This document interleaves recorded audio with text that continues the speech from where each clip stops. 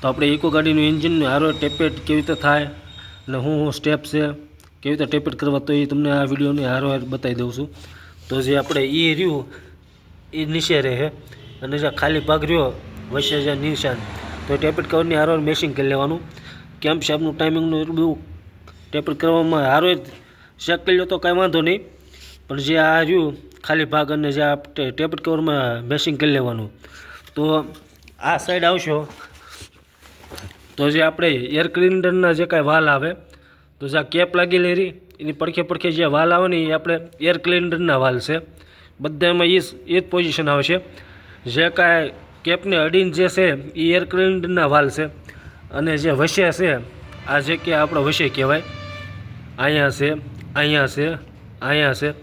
તો આ બધા આપણા છે સાયલેશનના, શેડેથી લઈને આ શેડેથી લઈને તો આ બધા આપણા સાયલેશનના જે કેપને અડીને આવે એ આપણે એર ક્લિનરના છે. તો આપણે એક આ ડેમો બનાવ્યો હતો, જોયા કહો 1 2 3 ને 4 પિસ્ટન. તો જે આપણે જે ઉપરની સાઈડના વાલ રહ્યા એ 8 વાલ આવડા હશે, નીચેના જે સાયલેશનના છે એ આપણે 8 વાલ હશે. તો આ નિશાન આપણે કમ્પ્લીટ ચેક કર્યું, તો આમાં હું 8 વાલ આપણે કમ્પ્લીટ સેટિંગ થાય. તો જે પહેલાં રાઉન્ડમાં રહ્યા 1 2 3 ને 4, પહેલાં પિસ્ટનના 4 કમ્પ્લીટ ટેપેટ થાય. ઉપરના આપણે જે એર ક્લિનરના રહ્યા 10 mm રાખશું, અને જે સાયલેશનના છે એ 12 mm રાખશું. તો પહેલાં પિસ્ટનના 4 પછી બીજા પિસ્ટનના આવશે આપણે એર ક્લિનરના 1 ને 2, અને ત્રીજા પિસ્ટનના આવશે આપણે જે સાયલેશનના, જે કેમ્પશાફ્ટ ઉપર રહી, ધ્યાન રાખો ને કેમ્પશાફ્ટ જે ઉપર રહી. તો ત્રીજા નંબરના આપણે સાયલેશનના આવશે, બીજા નંબરના આવશે એર ક્લિનરના, અને પહેલાં પિસ્ટનના આવશે 4 વાલ. તો એક રાઉન્ડ જે આપણે અડધો રાઉન્ડ કહેવાય ને એમાં 8 વાલ સેટિંગ થાય.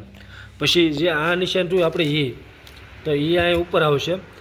એક જ રાઉન્ડમાં 8 હોલ વાલ સેટિંગ થઈ જાય. તો પછી બીજા રાઉન્ડ જે આપણે અહીં લેવું તો એની મેલપા આપણે અહીંથી ચાલુ કરવાનું છે. ચોથા નંબરના જે કંઈ પિસ્ટનના વાલ આવે 1 2 3 ને 4, તો 4 સેટિંગ થાય.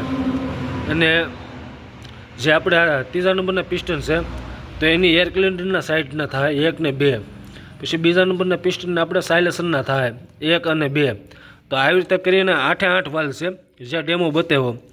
તો પહેલાં રાઉન્ડની મેલપા આપણે પહેલાં પિસ્ટનના 4 વાલ, બીજા પિસ્ટનના 2 વાલ એર ક્લિનરના, અને ત્રીજા પિસ્ટનના 2 સાયલેશનના નીચેના. તો એક રાઉન્ડમાં 8 વાલ એ છે. અડધો રાઉન્ડ ફેરવીને જે એ ઉપર આપણે લાવશું, તો આ સાઈડથી આપણે જેવું કે ગેર સાઈડથી કમ્પ્લીટ કરવાનું છે. તો ચોથા નંબરનો આખો પિસ્ટન આવશે, ત્રીજા નંબરના જે આપણે એર ક્લિનરના આવશે, અને બીજા નંબરના આવશે સાયલેશનના. તો આવી રીતે હોલ વાળ આપણે કમ્પ્લીટ સેટિંગ થાય છે. એર ક્લિનરના રાખવાના 10 mm અને સાયલેશનના રાખવાના 12 mm. જો કે બધા પોતપોતાની રીતે ટેપેટ સેટિંગ કરતા હોય છે, પણ જે મેન મેથડ છે એ આવી રીતે કમ્પ્લીટ છે. તો આપણે આખો ડેમો હતો ને બનાવ્યો છે. તો આમાં થોડીક ટાઈમ વધારે વાર લાગે, તો આપણે પહેલાં કમ્પ્લીટ ટેપેટ સેટ કરી લઈશું.